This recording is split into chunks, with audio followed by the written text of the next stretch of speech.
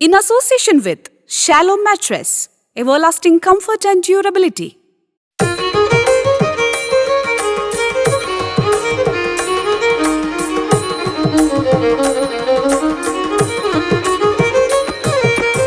ആറന്മുള ശ്രീ പാർത്ഥസാരഥി ക്ഷേത്രം പത്തനംതിട്ട ജില്ലയിൽ പുണ്യ പമ്പാ നദിയുടെ തീരത്തുള്ള ആറന്മുളയിലാണ് ഈ ക്ഷേത്രം സ്ഥിതി ചെയ്യുന്നത്. ചതുർബാഹുവായ മഹാവിഷ്ണുവിന്റെ അവതാരമായ ഭഗവാൻ ശ്രീകൃഷ്ണന് വേണ്ടിയാണ് ഈ ക്ഷേത്രം സമർപ്പിച്ചിരിക്കുന്നത്. പാർത്ഥസാരഥി എന്നാണ് ഇവിടുത്തെ ദേവനെ സ്നേഹപൂർവ്വം ഭക്തർ വിളിക്കുന്നത്. മഹാഭാരതത്തിൽ അർജുനന്റെ തേരാളിയായി ശ്രീകൃഷ്ണൻ സേവനമനുഷ്ഠിച്ചതിനാലാണ് ഭഗവാൻ ശ്രീകൃഷ്ണന് പാർത്ഥസാരഥി എന്ന പേര് ലഭിച്ചത്. ആറന്മുള ക്ഷേത്രം നിർമ്മിച്ചതും അർജുനൻ തന്നെയാണ് എന്ന് പറയപ്പെടുന്നു. കുരുക്ഷേത്ര യുദ്ധക്കളത്തിൽ നിരായുധനായ കർണനെ കൊന്നതിലുള്ള പാപഭാരം തീർക്കാനാണ് അർജുനൻ ഈ ക്ഷേത്രം നിർമ്മിച്ചതെന്നാണ് ഐതിഹ്യം. ഈ വിഗ്രഹം ആദ്യം പ്രതിഷ്ഠിച്ചിരുന്നത് പത്തനംതിട്ട നിലയ്ക്കൽ എന്ന സ്ഥലത്തായിരുന്നുവെന്നും എന്നാൽ ഈ സ്ഥലത്തേക്ക് എത്തിച്ചേരുന്ന ഭക്തർക്കും നാട്ടുകാർക്കുമടക്കം വന്യജീവികളുടെ ഭീഷണിയുണ്ടായതിനാൽ നിലയ്ക്കൽ ഉപേക്ഷിച്ച് കാഞ്ഞിരപ്പള്ളിയിലും കടമ്പനാട്ടും അവർ വാസമുറപ്പിച്ചു. ഇതോടൊപ്പം തങ്ങളുടെ ആരാധനാമൂർത്തിയെയും ഭക്തർ കൊണ്ടുപോന്നു. അങ്ങനെ 6 മുളക്കമ്പുകളാൽ നിർമ്മിച്ച ചങ്ങാടത്തിൽ വിഗ്രഹം കൊണ്ടുപോരുന്ന വഴിയിൽ ഇന്ന് ക്ഷേത്രമിരിക്കുന്ന സ്ഥലത്തു നിന്നും അല്പം പടിഞ്ഞാറായി തെക്കേക്കരയിൽ ഒരു മാടത്തിൽ വിളക്ക് കണ്ട് ചങ്ങാടം അവിടെ ഘടിപ്പിച്ചു. തുടർന്ന് വിഗ്രഹം ആദ്യം അവിടെ കൊണ്ടുവച്ചു. ശേഷം ദേവനെ ആറന്മുള ക്ഷേത്രത്തിൽ പ്രതിഷ്ഠിച്ചു എന്നാണ് പഴമക്കാർ പറയുന്നത്. വിളക്ക് കണ്ട സ്ഥലത്തിന് ഇന്ന് വിളക്കുമാടം എന്നാണ് പേര്. വിഗ്രഹം 6 മുളം തണ്ടുകളിൽ കൊണ്ടുവന്നതിനാൽ ഈ സ്ഥലത്തെ ആറന്മുള എന്നും വിളിക്കുന്നതായാണ് ഐതിഹ്യം. മൈഫിൻ ടിവിയുടെ എല്ലാ പ്രേക്ഷകർക്കും ഈറ്റ് ഇന്ത്യ ഈറ്റിന്റെ ഓണം സ്പെഷ്യൽ എപ്പിസോഡിലേക്ക് സ്വാഗതം. ഞാനിപ്പോൾ നിൽക്കുന്നത് ആറന്മുള ക്ഷേത്രത്തിലാണ്. ആറന്മുള എന്ന് പറയുമ്പോൾ തന്നെ നമുക്കറിയാം ആറന്മുള വള്ളംകളിയും വള്ളസദ്യയും പ്രശസ്തമാണ്. ഈറ്റ് ഇന്ത്യ ഈറ്റിലൂടെ നമ്മൾ ഇന്ന് കാണാൻ പോകുന്നത് വള്ളസദ്യയുടെ വിശേഷങ്ങളാണ്. അപ്പോൾ ഏതായാലും ഇവിടുന്ന് നമ്മൾ തുടങ്ങുന്നില്ല. ഇതിന്റെ വള്ളസദ്യയുടെ ഒരുക്കങ്ങൾ നടക്കുന്നത് അക്കരയാണ്. അക്കരയിലേക്കാണ് നമ്മൾ പോകാൻ പോകുന്നത്. അപ്പോൾ ഇന്നത്തെ എപ്പിസോഡ് ഏത് മൂഡ്? സദ്യ മൂഡ്.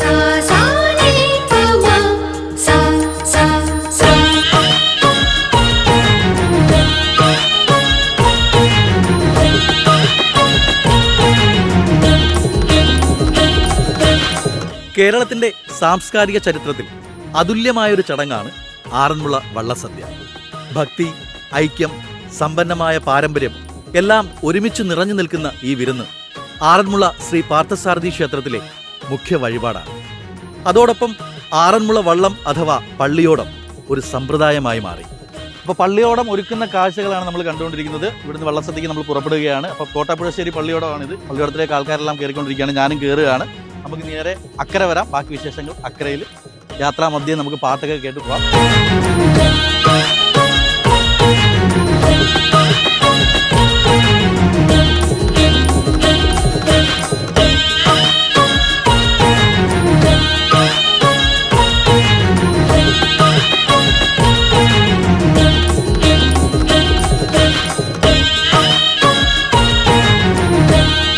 അപ്പോൾ ഇനി ഇവിടെ നമ്മളൊരു ചടങ്ങ് നടക്കാൻ പോവുകയാണ്. അതായത് പള്ളിയോടക്കാരെ ഈ വഴിപാട് നടത്തുന്നവർ വള്ളസദ്യയിലേക്ക് സ്വീകരിക്കുന്ന ഒരു ചടങ്ങാണ്. നമുക്ക് കേൾക്കാം.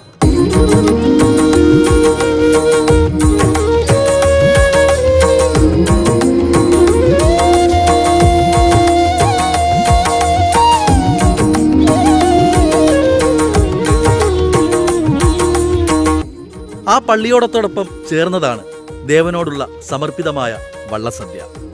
ഏകദേശം 52 കരകളാണ് പള്ളിയോട സേവാ സംഘത്തിന്റെ കീഴിലായുള്ളത്.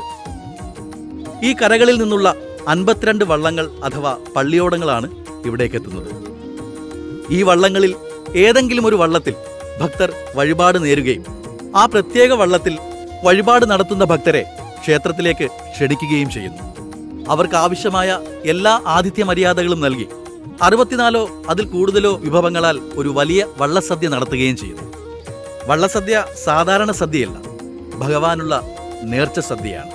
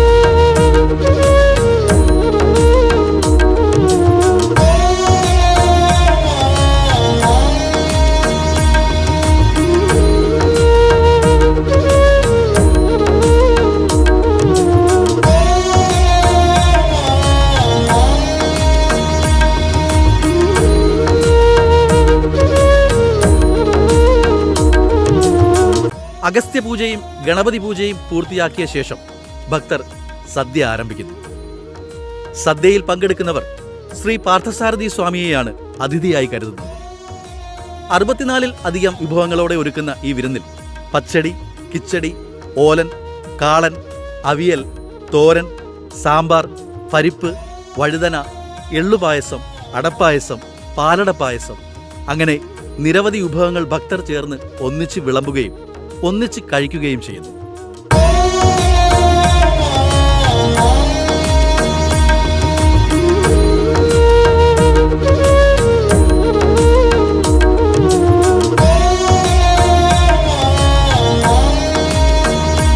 വള്ളസദ്യയ്ക്കായി ഊട്ടുപുരയിലേക്ക് പ്രവേശിച്ചാൽ പിന്നെ മനുഷ്യന്റെ എല്ലാ വേർതിരിവുകളും അവിടെ ഇല്ലാതാകുന്നു.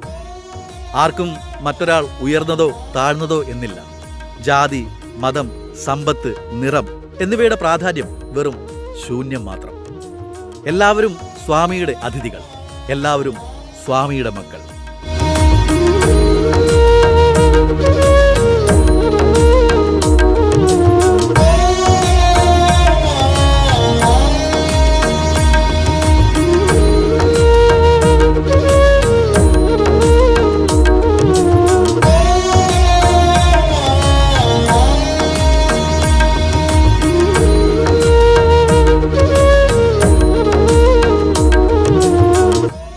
ഈ ആത്മീയവും സാമൂഹികവുമായ മഹോത്സവം തന്നെയാണ് ആറന്മുള വള്ളസദ്യയുടെ ഏറ്റവും വലിയ നിഷ്കളങ്കതയും പ്രത്യേകതയും.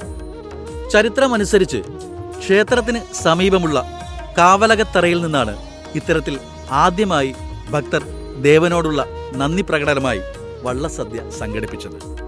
പിന്നീട് ക്ഷേത്രത്തിന്റെ വാർഷിക മഹോത്സവങ്ങളിൽ ഒന്നായി വള്ളസദ്യ വളർന്നു. ഇന്നും 70,000-ലധികം പേർ ഒരുമിച്ച് പങ്കിടുന്ന ഏറ്റവും വലിയ സദ്യകളിൽ ഒന്നാണ് ആറന്മുള വള്ളസദ്യ. ഇത് സാധാരണ ഒരു വള്ളസദ്യ അല്ല, ഭക്തിയുടെ ഒരു മഹോത്സവം തന്നെയാണ്.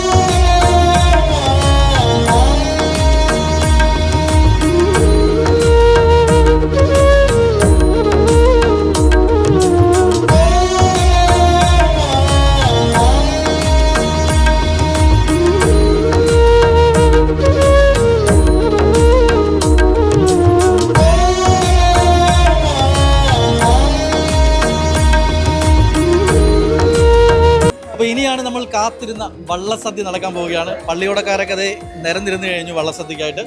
ഇതും ഒരു ചടങ്ങാണ്. നമുക്ക് ആ കാഴ്ചകളിലേക്ക് തന്നെ പോകാം.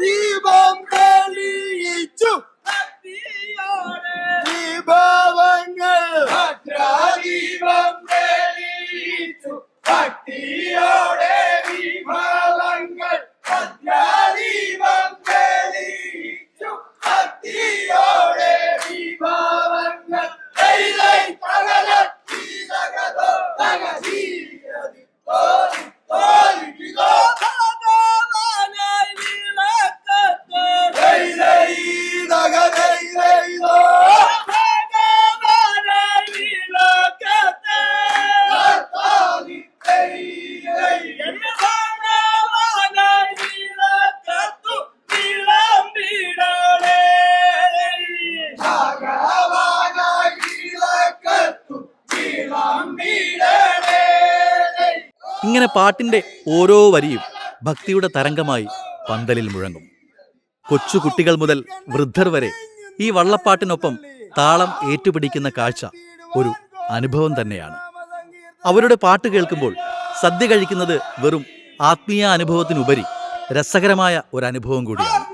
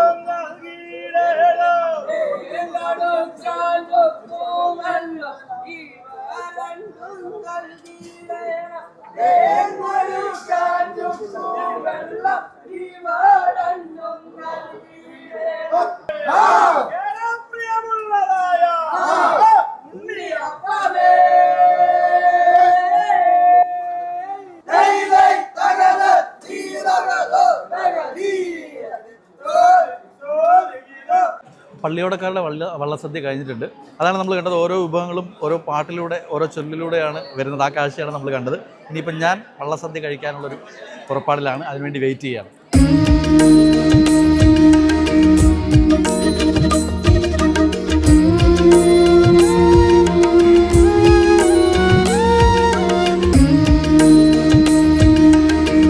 അപ്പോൾ ആദ്യം ഇലയിൽ അതുപോലെ ഉപ്പേരി സംഭവങ്ങളൊക്കെ വന്നിട്ടുണ്ട്. ഉപ്പേരിയുണ്ട്, ഒരു ചെറിയ ചേന, അതുപോലെ തന്നെ ശർക്കര വരട്ടിയുണ്ട്, പരിപ്പോടെ വന്നു, ചെറിയ ഉണ്ണിയപ്പം വന്നു, ഉപ്പ് വന്നു. ബാക്കി ഇനി വരും, വെയിറ്റ് ചെയ്യാം.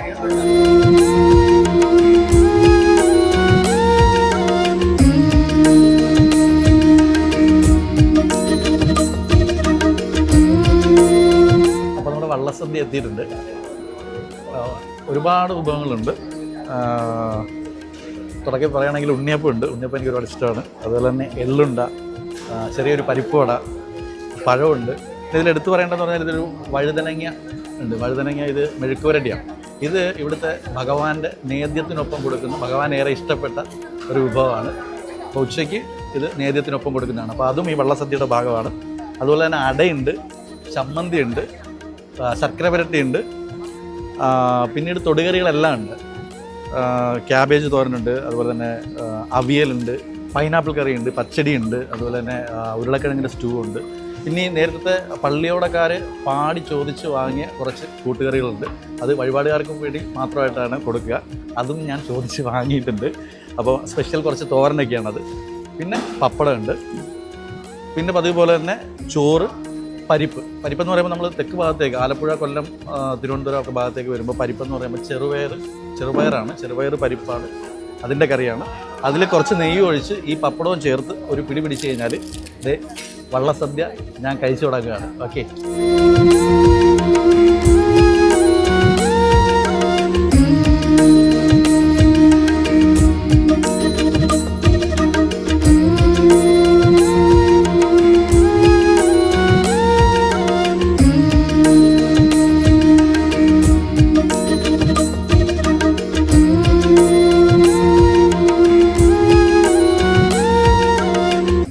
വിരുന്നിൻ്റെ അവസാനം ശ്രീ പാർത്ഥസാരഥി ദേവൻ അവരെ അനുഗ്രഹിക്കുമെന്ന വിശ്വാസത്തോടെ ഒരു മംഗളം ആലപിക്കുന്നു. തുടർന്ന് അഷ്ടമംഗല്യം, പരമ്പരാഗത വിളക്കുകൾ, സംഗീതോപകരണങ്ങൾ എന്നിവയുടെ അകമ്പടിയോടെയുള്ള വിടവാങ്ങൽ ചടങ്ങാണ്. ഈ വിടവാങ്ങലോടെ കരക്കാർ തിരികെ കരയിലേക്ക് മടങ്ങുന്നു.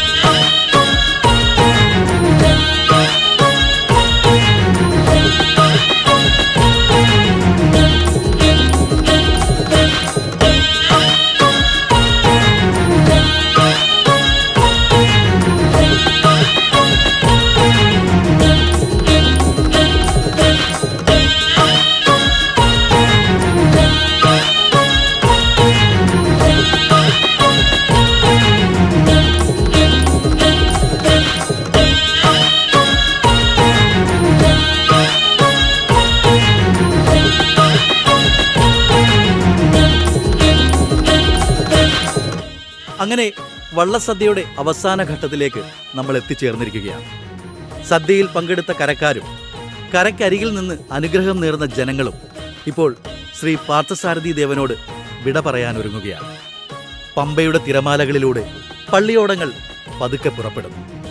ചെണ്ടമേളം മന്ദമായി അകന്നു പോകുമ്പോഴും കരയിൽ നിന്നുള്ള ആശംസകളുടെ ശബ്ദം അവരെ അനുഗമിച്ചുകൊണ്ടേയിരിക്കും. മടങ്ങിപ്പോക്ക് വെറും വിട പറയൽ മാത്രമല്ല, അടുത്ത വള്ളസദ്യയിൽ വീണ്ടും കാണാമെന്നൊരു ഉറപ്പുമാണ്. അവസാനം വള്ളങ്ങൾ എത്തിച്ചേരുന്നത് തങ്ങൾ വന്ന അതേ പള്ളിയോട താവളത്തിലേക്കാണ്. അവിടെ വെച്ച് ചടങ്ങ് പൂർണ്ണതയിലേക്ക് എത്തുകയാണ്. അങ്ങനെ ആറന്മുള വള്ളസദ്യയുടെ യാത്ര ഒരു മഹാഭോജനത്തിന്റെ ഓർമ്മകളിലും ഒരു ഭക്തിയാത്രയുടെ നിറവിലും അവസാനിക്കുകയാണ്. അപ്പോൾ വള്ളസദ്യയും കഴിഞ്ഞ് പള്ളിയോടക്കാരെ വഴിപാട് നടത്തിയവർ യാത്രയാക്കുകയാണ്. അങ്ങനെ ഈ പള്ളിയോടം യാത്രയാവുകയാണ്. നമുക്കും ഏതായാലും ഇന്നത്തെ എപ്പിസോഡ് ഇവിടെ വൈൻഡപ്പ് ചെയ്യാനുള്ള സമയമായിരിക്കുകയാണ്. പക്ഷെ അതിന് മുമ്പ് ഒന്ന് രണ്ട് കാര്യങ്ങൾ കൂടി പറയാനുണ്ട്. കാരണം ഈ പള്ളിയോട സദ്യയെക്കുറിച്ചും ഇതിൻ്റെ ചിലവ് എങ്ങനെയാണ് വരിക, അതുപോലെ തന്നെ പള്ളിയോട സദ്യ ആർക്കൊക്കെ എപ്പോൾ വന്നാൽ നമുക്കിത് കഴിക്കാൻ പറ്റുമെന്നുള്ള കാര്യങ്ങളൊക്കെ. മെയിനായിട്ട് 52 കരയോഗമുണ്ട്. ഈ 52 കര പള്ളിയോടങ്ങളുമായിട്ട് കണക്ഷനുള്ള ആൾക്കാർക്കാണ് ഇവിടെ വന്നാൽ നമുക്ക് സദ്യ കഴിക്കാൻ പറ്റുക. അതല്ലെങ്കിൽ വഴിപാട് നടത്തുന്ന ആൾക്കാരുടെ കൂടെ വരുന്നവർക്കും കഴിക്കാം. ഇനി അതല്ല നിങ്ങൾക്ക് വള്ളസദ്യ കഴിക്കണമെന്നുണ്ടെങ്കിൽ പെയ്ഡായിട്ട് സദ്യ നടത്തുന്നുണ്ട്. അത് നമ്മൾ ഓൺലൈനിൽ പാഞ്ചജന്യം എന്ന് പറഞ്ഞിട്ട് നമുക്ക് സെർച്ച് ചെയ്താൽ കിട്ടും. അത് നിങ്ങൾ അന്വേഷിച്ചതിന് ശേഷം 250 റുപ്പീസാണ് ഒരാൾക്ക് വരിക. അത് നമ്മൾ നേരത്തെ കൂട്ടി ബുക്ക് ചെയ്തതിന് ശേഷം ഇവിടെ വന്ന് കഴിക്കാവുന്നതാണ്. പിന്നെ ഈ സദ്യ നടത്തുന്നതിന് ഏകദേശം ഒരു 1.5 ലക്ഷം രൂപയ്ക്ക് താഴെയായിട്ടാണ് വരിക. 1 ലക്ഷം രൂപയോളം നമുക്ക് ഈ സദ്യയ്ക്ക് വേണ്ടിയിട്ട് ഊട്ടുപുരയുടെ റെൻറ്റ്, മറ്റുള്ള കാര്യങ്ങൾ, ഓഡിറ്റോറിയത്തിൻ്റെ റെൻറ്റ്, അതുപോലെ തന്നെ ദക്ഷിണ, ഇങ്ങനെയൊക്കെയുള്ള കാര്യങ്ങൾക്കാവും. ഒരു വള്ളത്തിന് 20,000 രൂപയാണ് നമുക്ക് ചിലവായിട്ട് വരിക. അപ്പോൾ ഏതായാലും വള്ളസദ്യ കഴിച്ചു, അതിഗംഭീരമായിരുന്നു. ഒരു തവണയെങ്കിലും ലൈഫിൽ നമ്മൾ വന്ന് കഴിക്കേണ്ടതാണ്, ഒന്ന് പരീക്ഷിക്കേണ്ടതാണ്. അതൊരു പ്രത്യേക എക്സ്പീരിയൻസ് ആണ്. സോ തൽക്കാലം ഇന്നത്തെ ഈറ്റ് ഇന്ത്യ ഐറ്റിൻ്റെ എപ്പിസോഡ് ഇവിടെ വൈൻഡപ്പ് ചെയ്യുകയാണ്. വീണ്ടും കാണാം അടുത്ത എപ്പിസോഡ്.